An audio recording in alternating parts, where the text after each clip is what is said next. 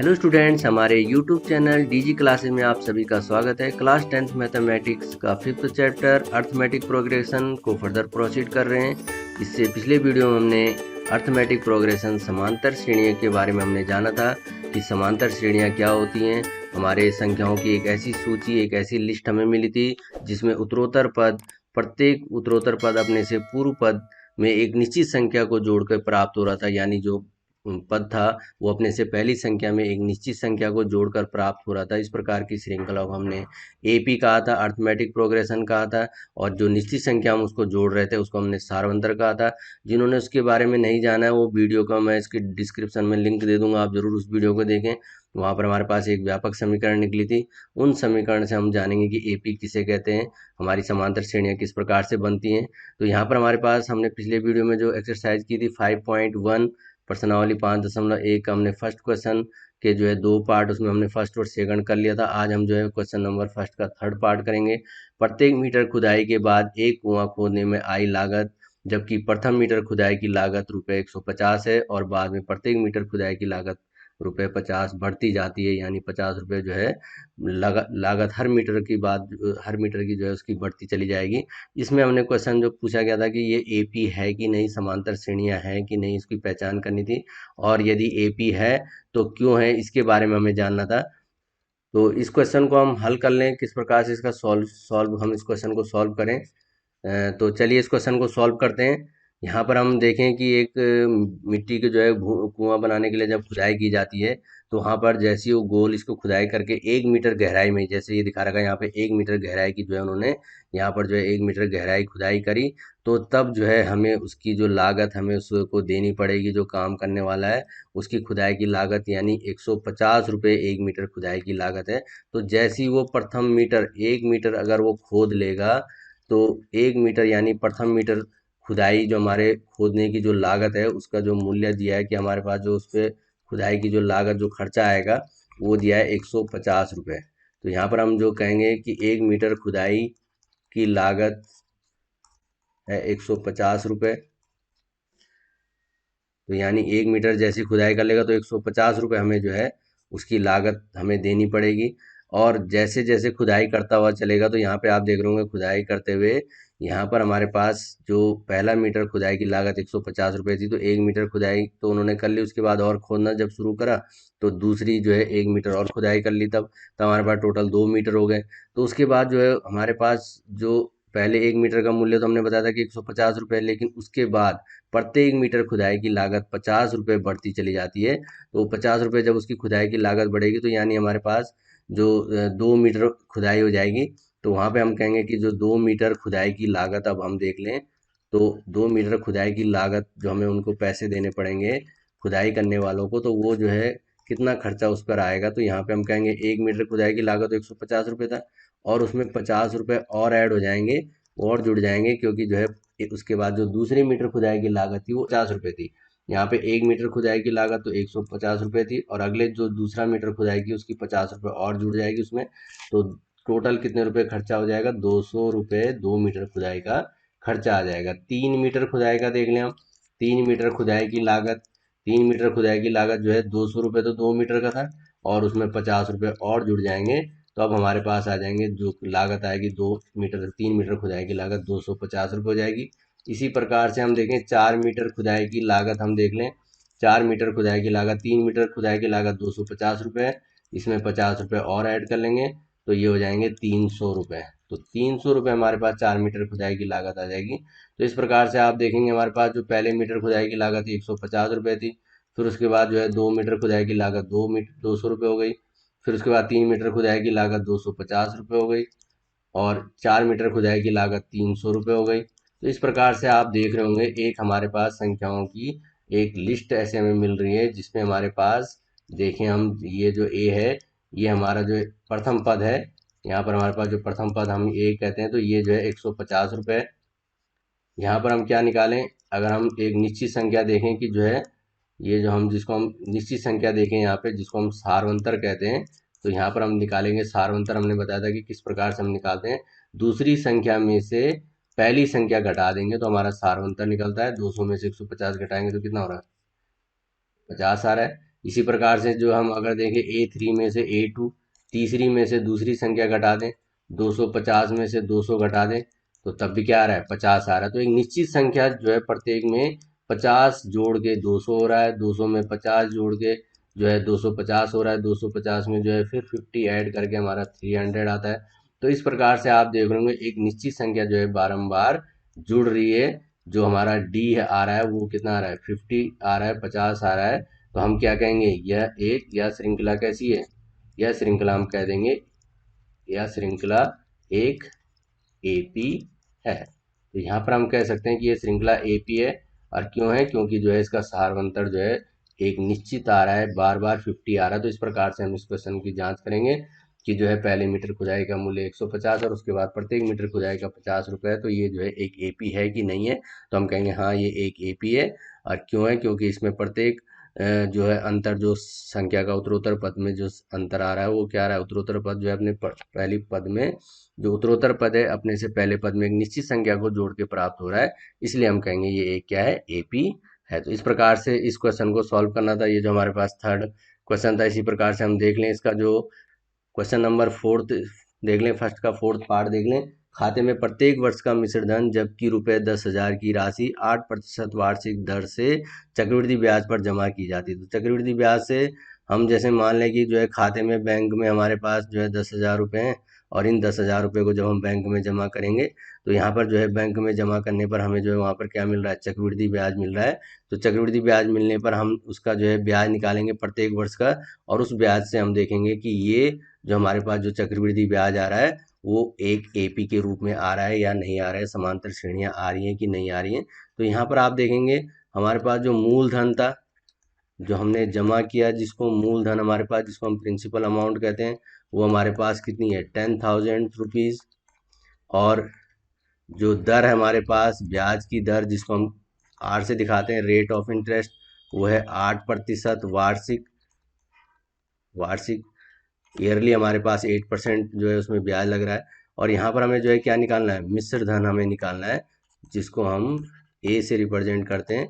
तो ए हम इसमें जो है देखेंगे कि जो है ए हमारे पास जो आएगा चक्रवृद्धि ब्याज का। तो यहाँ पर हमें जो है मिश्र धन का एक सूत्र हमें पढ़ा है, आपने पढ़ा है पहले, ए बराबर होता है पी ब्रैकेट में 1+r/100 की पावर n। यहाँ पर जो यहाँ जो है n क्या होता है, समय होता है, जितने समय के लिए हमने पैसा बैंक में रखा है उसका ब्याज कितना हो जाएगा, तो वो हम यहाँ से निकाल लेते हैं। तो मिश्रधन हमारे पास यहाँ पर हम देख लें कि जो है पहले वर्ष के लिए, पहले वर्ष के लिए मिश्रधन, इसको हम निकालें, पहले वर्ष के लिए मिश्रधन हमारे पास इस सूत्र से हम देख लें, ए बराबर पी 1+r/100 की पावर n। तो यहाँ पर हम इसका मिश्रधन निकालेंगे, तो p की वैल्यू हमारे पास दिए रखी है 10,000, यहाँ पे हम रख लें इसकी वैल्यू 1+r, r की वैल्यू है 8% और अपॉन 100, और समय हमारे पास एक वर्ष के लिए, पहले वर्ष के लिए अगर हम निकालेंगे तो 1 हो जाएगा। यहाँ पर हम देखें 4 से हम 8 को कैंसिल कर ले, 4 2 जा 8, 4 से 100 को 25 टाइम्स हो जाएगा। यहाँ पर हम जो है 10,000 को ऐसे रहने देते हैं। यहाँ पर हम 1, यहाँ पर हमारे पास जो बचता है, यहाँ पे आप देखें 1+2/25, इसको जो है यहाँ पे हम एलसीएम ले लें 1 लेके, तो 25 का अपॉन में 25 ही आ जाएगा, 25 इंटू 1 हो जाएगा, यहाँ 25 हो जाएगा, प्लस 1 इंटू 2 कितना हो जाएगा, 2 हो जाएगा। तो यहाँ पर आपके देख रहे होंगे 10,000 इंटू क्या बचेगा, 25 + 2 27/25। तो यहाँ पर हम जो है इसको 25 से इसको जो है कैंसिल कर लें, 10,000 को 25 4 जा, और ये जो है 400 आ जाएगा। 400 में 27 को हम क्या करेंगे, मल्टीप्लाई करेंगे, तो आप देखेंगे ये आ रहा है, इसको जो है जीरो का जीरो सेम ऐसे रह जाएंगे, 4 से इंटू कर लें, 4 7 जा 28, 4 2 जा 8 और 10, 2 हासिल थी, 2 कैरी करेंगे तो 2 कितना 10, 10,800, 10,800 रुपये हमें जो है एक वर्ष के बाद मिश्र धन मिलने वाला है। यानी जो ब्याज की राशि मिली, हमने जमा किए थे 10,000 और हमें मिले हैं 10,800, यानी जो इंटरेस्ट हो जाएगा, जो ब्याज हो जाएगा वो हमारा कितना हो जाएगा, 800 रुपये हमें पहले वर्ष में मिलेगा। दूसरे वर्ष के लिए हम देख लें, दूसरे वर्ष के लिए, दूसरे वर्ष में हम क्या करेंगे, दूसरे वर्ष के लिए अगर हमने उसी पैसे को जमा कर लिया तो दूसरे वर्ष के लिए जो हमारा मिश्र धन हो जाएगा, अब हमने जो है दूसरे वर्ष के लिए भी जो है उसको बैंक में जमा कर दिया। अब हमारे पास देखेंगे दूसरे वर्ष के लिए जो ये 10,800 हमारा पैसा जो जमा हुआ बैंक में, वो हमारे दूसरे वर्ष के लिए क्या हो जाएगा, प्रिंसिपल अमाउंट हो जाएगा, यानी जो है ये हमारा जो है मूलधन हो जाएगा। 10,800 हमने जमा किया, तब हम इस सूत्र में देखें तो 10,800 ये हमारा पी हो जाएगा, 1 + r हमारे पास 8/100 की पावर n, यानी दूसरे वर्ष में जो हमारे पास होगा तो n का मान 1 हो जाएगा, क्योंकि अगले साल के लिए हम रख रहे हैं तो हमारे पास 10,800 यानी एक वर्ष अगला साल में जो है एक ही वर्ष गिना जाएगा। तो वहां पर हम देखें तो वहां पर हम इस क्वेश्चन को जो है आगे हम इसको देखेंगे किस प्रकार से इसको हम सॉल्व करेंगे। तो यहाँ पर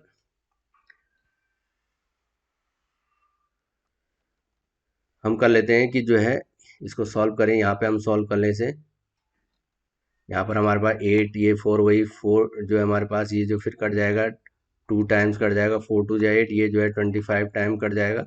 इसको हम मल्टीप्लाई करेंगे तो देखो सेम वही आएगा, 10,800 हमारे पास था, इसको जो है 1 + 2/25, तो यहाँ पर हमारे पास 10,800 इंटू 27/25 सेम वही आएगा। 25 से देखो इसको हम काट लें, 25 4 जा 100, 8 हो जाएगा, बच जाएगा 8 यानी 80 हो जाएगा। 25 3 जा 75 हो जाएगा, 75 फिर जो है फिर 5 बचेगा, 780 में से 75 गया 5 बचेगा, 50 हो जाएगा। 25 2 जा 432, 432 को अब हम 27 से गुणा करेंगे, 432 को हम 27 से गुणा करके देखें तो 7 2 जा 14, 7 3 जा 21, 22 कैरी 2 हो जाएगा, 7 4 जा 28, कैरी 2 जोड़ेंगे 30, 2 से इसको मल्टीप्लाई करें, 2 2 जा 4, 2 3 जा 6, 2 4 जा 8, ये आ जाएगा 4 4 2 6, 6 का 6, 8 3 11, 11,664 रुपीज़ जो है अगले वर्ष हमें मिलेंगे। और अब की बात जो हमारे पास इंटरेस्ट हम देख लें तो इंटरेस्ट हमारे पास अब हमें जो ब्याज मिला इसमें दूसरे वर्ष में, हमारे को इसमें से हम क्या करेंगे, 10,800 हमने जमा किए थे, 10,800 हम इसको घटा लें, देखें तो 4 6 16 में से 8 गया 864 रुपये। तो पहले वर्ष में हमें ब्याज मिल रहा था 800 रुपये, दूसरे वर्ष में हमें ब्याज मिल रहा है 864 रुपये। तो यहाँ पर हमारे पास हम देख लें 10,000 हमने पहले वर्ष जमा किए थे, दूसरे वर्ष हमें मिले 10,800, तीसरे वर्ष में अंत में हमें मिल जाएंगे 11,664 रुपये। इस प्रकार से जो हमारे पास एक श्रृंखला आ रही होगी, ये क्या होगी, एपी नहीं होगी, एपी नहीं है। क्यों नहीं है, क्योंकि जो निश्चित संख्या इसमें जो है डी का मान क्या नहीं आ रहा है, एक निश्चित संख्या नहीं है। निश्चित संख्या माने बार बार उस संख्या को, यानी 800 निश्चित संख्या नहीं आ रही है, सार्वंतर जो है, क्योंकि एक बार 800 आया फिर दूसरी बार 864 आ रहा है, तो यहाँ पर हमारे पास जो है एपी डी जो है एक निश्चित संख्या नहीं है, इसलिए हम क्या कहेंगे, इसे एक एपी नहीं है। तो इस प्रकार से आप इस क्वेश्चन में जो है देखेंगे, जांच करेंगे कि एपी है कि नहीं है। नेक्स्ट क्वेश्चन हमारे पास हम देख लें, सेकंड क्वेश्चन हमारे पास, क्वेश्चन नंबर सेकंड देखें, दी हुई एपी के प्रथम 4 पद लिखिए जबकि प्रथम पद ए और सारवंतर डी है। तो हमने बताया था प्रथम पद ए है और सारवंतर डी है, उसके हमारे पास जो निम्नलिखित क्वेश्चन हमारे पास दिए हुए हैं उसके प्रथम 4 लिखने। पहला मान है a = 10, d = 10, सेकंड क्वेश्चन है a = -2, d = 0, थर्ड है a = 4, d = -3, फोर्थ क्वेश्चन है a = -1, d = 1/2, और फिफ्थ है a = -1.25, d = -0.25। इसमें हमारे पास जो है प्रथम पद a 10 दिया हुआ है, जैसे पहले क्वेश्चन में। सारवंतर a और d के मान हमें दिए हुए हैं और हमें जो है इनके प्रथम 4 पद निकालने, और ये एपी हैं तो इनके जो है हमें क्या निकालने, प्रथम 4 पद निकालने। तो इस प्रकार के हमने क्वेश्चनों को सॉल्व करने के लिए हमने जो है पिछले वीडियो में हमने बताया था इस प्रकार का एक एग्जाम्पल की गुल्लक में कोई व्यक्ति जो है 10 रुपये पहले महीने जमा करता है कोई बच्चा, तो वो हमारा प्रथम पद आ गया था 10 रुपये। उसी प्रकार से हमने बताया था कि जो है यहाँ पर ही हमारे पास जो 10 रुपये था ये प्रथम पद आ जाएगा ए। उसी प्रकार से उसने जो है हर महीने उसमें से 5-5 रुपये गुल्लक में डालने शुरू किए थे, तो जो हमारा डी आया था, तो यहाँ पे हमने 5 रुपये और ऐड कर दिए थे तो 15 हो गया था 10 में। तीसरे महीने में उसने 5 रुपये और डाले उसमें, तो 20 रुपये हो गए थे। तो ये हम बता चुके हैं उसमें। तो यहाँ पे आपने हमारे पास एक श्रृंखला आई थी ए plus D, A+2D, A+3D, A+4D। तो इस प्रकार से आप देखें प्रथम पद ए, दूसरा पद हमारे पास A+D, तीसरा पद A+2D, चौथा पद A+3D और पांचवा पद A+4D। इस प्रकार की एक समीकरण हमें प्राप्त हुई थी जिसको हमने एपी की व्यापक समीकरण कहा था। तो उसको आप वहां पर और अच्छे तरीके से समझ लें कि किस प्रकार से हमने बताया था। उसी के हम जो है इस बेस पे जो व्यापक समीकरण है प्रथम पद ए, दूसरा पद और तीसरा पद, इससे हम प्रथम 4 पद हम किसी भी श्रेणी के निकाल सकते हैं। उसी को हम क्वेश्चन में हम इस तरीके से देख लें कि जो हमारे पास एक क्वेश्चन दिया है इसमें हमें प्रथम 4 पद हमें निकालने हैं। इसको हम क्वेश्चन को किस प्रकार से सॉल्व करेंगे इसको आप समझे अच्छे तरीके से। दी हुई एपी के प्रथम 4 पद हमें निकालने हैं, जिसका प्रथम पद यहाँ पे आप देख लें हमारे पास जो पहला क्वेश्चन है इसका जो प्रथम पद हमें दिया हुआ है a बराबर 10 ये दिया है। और सारवंतर जो हमारे पास जो सारवंतर है एक निश्चित संख्या जो बार बार जोड़ी जा रही है वो जो है 10 है। तो हमें जो है इसका दूसरा पद निकालना है। तो दूसरा पद मैंने आपको दिखाया था कि अभी जो है दूसरा पद किस प्रकार से हम निकालते हैं। दूसरा पद हमारे पास हो जाता है A+D। दूसरा पद हमारा A+D आता है, तो A+D, A की वैल्यू 10, D की वैल्यू भी 10 है, तो यहाँ पे हम रख लें 10 + 10 20। तीसरा पद अगर हमें निकालना हो, तीसरा पद हम किस प्रकार से निकालेंगे। तीसरा पद आप देख लें A+2D। तीसरे पद में हमारे पास जो व्यापक समीकरण से आएगा A+2D, यानी A की वैल्यू 10 और 2 इंटू डी की वैल्यू 10। तो यहाँ पर हो जाएगा 10 + 2 इंटू 10, 2 कितना हो जाएगा 10, 20 हो जाएगा, 20 + 10 ऐड करेंगे तो 30। तीसरा पद आ जाएगा 30। चौथा पद हम देख लें एपी का जो हमारे पास जो चौथा पद आता है उसकी इक्वेशन आती है A+3D। तो यहाँ पे हम ए की वैल्यू 10 और डी का 3 गुना 3 इंटू 10, यानी 10 इंटू 3 कितना 30। 30 में 10 जोड़ेंगे तो ये आ जाएगा 40। तो इस प्रकार से हमारे पास एपी के जो है प्रथम 4 पद हमारे पास आ जाते हैं। पहला पद 10, दूसरा पद हमारे पास 20, तीसरा पद हमारे पास 30 और चौथा पद हमारे पास 40 आ जाता है। तो इस प्रकार से हम जो है एपी के जो है प्रथम 4 पद हमारे पास प्राप्त हो जाते हैं। तो ये हमारे एपी के प्रथम 4 पद, इस प्रकार से हम इसको निकालेंगे। तो आप समझ रहे होंगे हमारे पास जो व्यापक समीकरण से उससे हम जो है इन क्वेश्चनों को सॉल्व करते हैं। सेकंड क्वेश्चन हम देख लें। सेकंड क्वेश्चन में हमारे पास जो, अब आप समझ गए होंगे किस प्रकार से हम इन क्वेश्चनों को सॉल्व करेंगे, बड़े आसान तरीके से आप समझ पा रहे होंगे। यहाँ पर हम देखें, यहाँ पर इस क्वेश्चन को सॉल्व करने के लिए जो हमारे पास प्रथम पद है, अब की बार हमारे पास जो प्रथम पद दिया हुआ है a, वो उसकी वैल्यू दे रखी है -2। प्रथम पद हमारे पास दिया है। दूसरा पद हमने बताया था किस प्रकार से हम निकालेंगे दूसरा पद। दूसरा पद हमारे पास यहाँ पे डी की जो वैल्यू है वो सारवंतर कहलाती है। सारवंतर हमारे पास जो डी दिया हुआ है एक निश्चित संख्या जिसको हम बार बार जोड़ेंगे 0 दिया है। तो दूसरा पद हमारे पास आता है A+D। A+D यानी 2 प्लस सॉरी -2 है हमारे पास, ए की वैल्यू -2 + 0, -2 + 0 क्या हो जाएगा -2 हो जाएगा। तीसरा पद देख लें हम। तीसरा पद हमारे पास आता है A+2D। A+2D यानी a की वैल्यू -2 + 2 इंटू 0, 2 इंटू डी की वैल्यू 0 है, यहाँ पे रखें 2 इंटू 0, 2 0 होता है, -2 की 0 से ऐड करके -2 ही रहने वाला है। तीसरा पद हमारे पास -2 ही आएगा। चौथा पद आप देख लें A+3D। हमारे पास A+3D -2 + 3 इंटू डी की वैल्यू 0 दे रखी है, 3 इंटू 0 0 हो जाएगा, -2 ऐड करेंगे तो -2 ही रहने वाला है। तो इस प्रकार से इस श्रेणी के हमारे पास प्रथम 4 पद -2, दूसरा पद -2, तीसरा पद भी -2, चौथा पद भी -2। तो ये हमारे पास प्रथम 4 पद होंगे एपी के। तो ये हमारे पास प्रथम 4 पद हैं। तो यहाँ पे जो लिखेंगे सारवंतर 0, मैंने आप लोग को बताया भी था कि किसी भी एपी का सारवंतर 0 भी हो सकता है, धनात्मक भी हो सकता है और ऋणात्मक भी हो सकता है। तो यहाँ पे डी की वैल्यू 0 दी थी। तो इस प्रकार से हमने इस क्वेश्चन को सॉल्व करना था। तो ये सेकंड क्वेश्चन का सेकंड पार्ट था। इसका थर्ड क्वेश्चन हम देख लें। इस क्वेश्चन को हम किस प्रकार से सॉल्व करेंगे, अब आप धीरे धीरे समझ पा रहे होंगे क्वेश्चनों को हमें किस प्रकार से सॉल्व करना है। यहाँ पर आपको जो क्वेश्चन में जो है ए दिया हुआ है वो प्रथम पद दिया हुआ है, तो प्रथम पद हम जो है ए बराबर लिख लेंगे 4, और हमारे पास जो डी दिया है वो क्या है, सारवंतर है।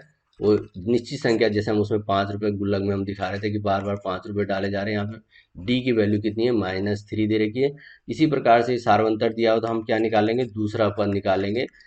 हमारे पास एपी का जो दूसरा पद आएगा हमने बताया था, उसको हम किस प्रकार से करेंगे, ए प्लस डी, ए की वैल्यू 4 और प्लस डी की वैल्यू -3। हमने बताया था सारवंतर धनात्मक भी हो सकता है, ऋणात्मक भी हो सकता है, यहाँ पे ऋणात्मक में दिया हुआ है। तो 4 प्लस ब्रैकेट में -3 करेंगे तो ये क्या होगा, प्लस माइनस का माइनस हो जाता है, 4 में से 3 माइनस होगा तो कितना बचेगा, 1। दूसरा पद हमारे पास 1 आ जाएगा। तीसरा पद, थर्ड टर्म्स हम देख लें, तो तीसरा पद हमारे पास आएगा a प्लस 2d। ये हमने बताया, बार बार हम इस तरीके से व्यापक समीकरण हम बता रहे हैं।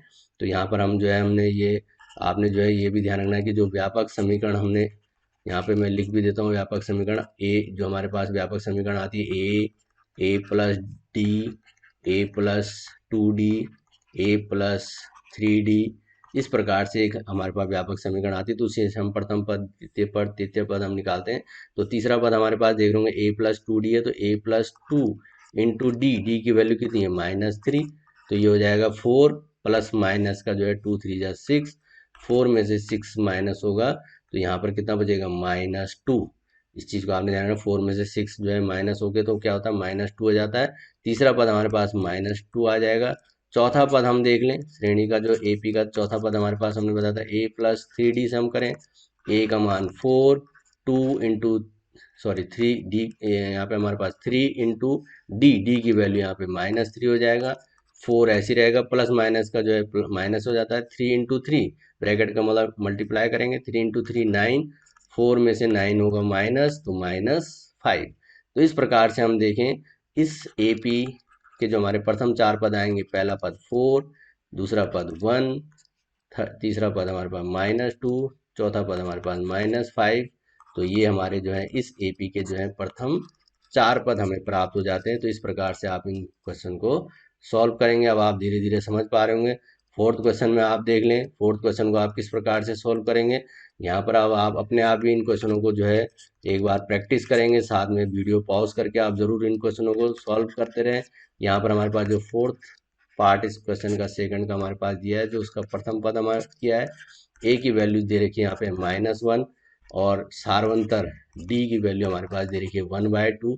यहाँ पर हमें जो है दूसरा पद हमें बताना है कि दूसरा पद और तीसरा पद और चौथा पद कितना होगा इस श्रेणी का। तो आप सभी को समझ में आ गया होगा कि a प्लस डी हमारा दूसरा पद होता है, a की वैल्यू -1, डी की वैल्यू 1/2। तो यहाँ पर हम देखें, यहाँ पे इस प्रकार के क्वेश्चन को हम किस प्रकार से सोल्व करेंगे। यहाँ पर आप जो है क्या करेंगे, 1 के नीचे कुछ नहीं है तो यहाँ पे 1 ले लीजिए, यहाँ पे 2 एलसीएम लीजिए, 2 इंटू 1, 2 का मल्टीप्लाई -1 से करते हैं, -2 और +1 इंटू 1, ये हो जाएगा। तो यहाँ पर आप देखोगे 2 -2 +1 क्या होता है, -1 होता है। तो -1/2 हमारे पास दूसरा पद आ जाएगा। इसी प्रकार से आप देख लें, तीसरा पद आप देखें कि तीसरा पद हम किस प्रकार से निकालेंगे, a+2d से हम इसको करेंगे। a की वैल्यू हमारे पास दे रखी है -1 +2 इंटू डी, डी की वैल्यू हमारे पास 1/2।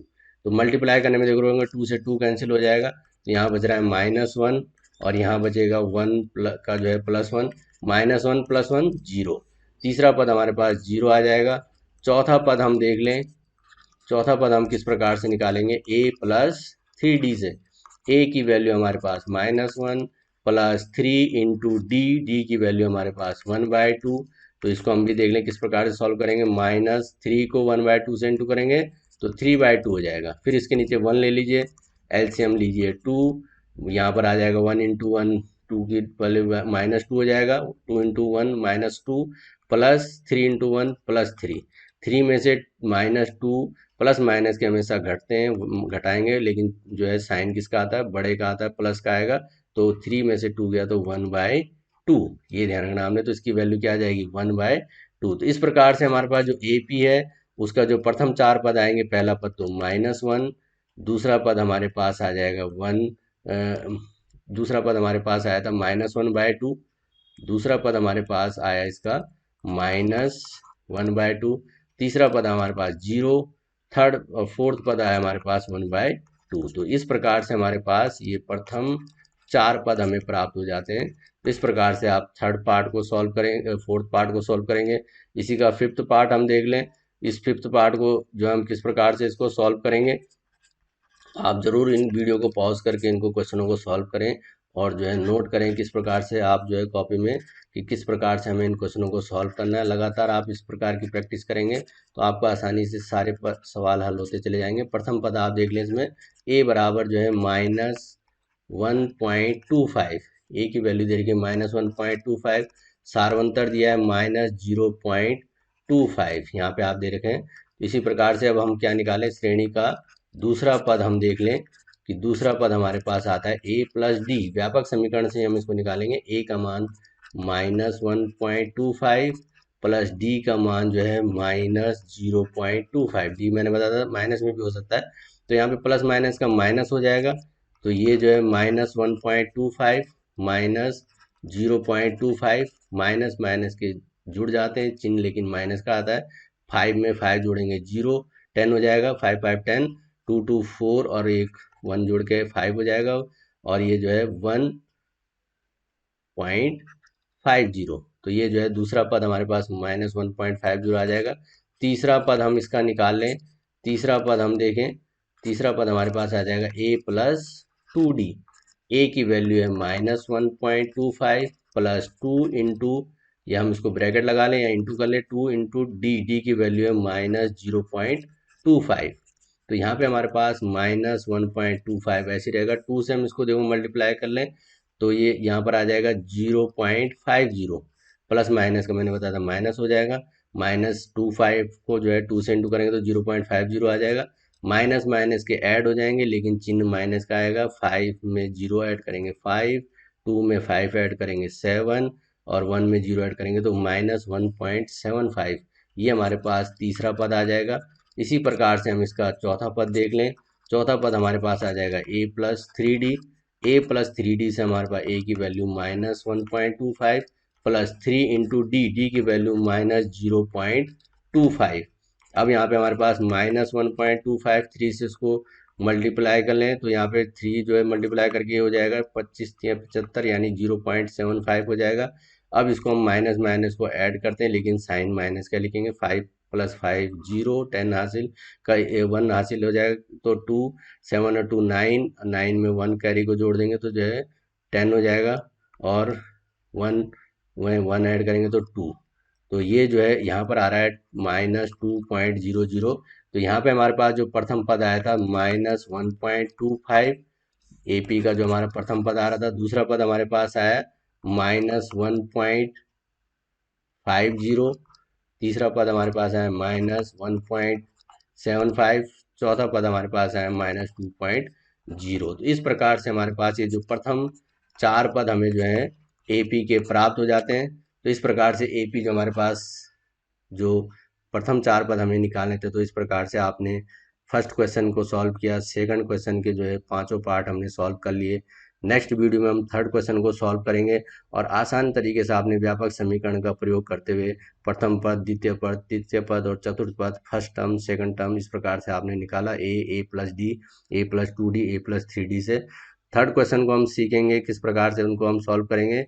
एक्सरसाइज को हम पूरा कंप्लीट कराएंगे। आप जरूर इन वीडियो को ध्यान से देखें और अपने साथियों को भी शेयर करें ताकि अधिक से अधिक स्टूडेंट हमारे साथ जुड़े। और वीडियो को सब्सक्राइब और लाइक ज़रूर कर लें अगर अच्छा लगे वीडियो, और शेयर करेंगे, बेल आइकन को क्लिक करेंगे तो आपके पास लेटेस्ट वीडियो हमारे पहुंचेंगे।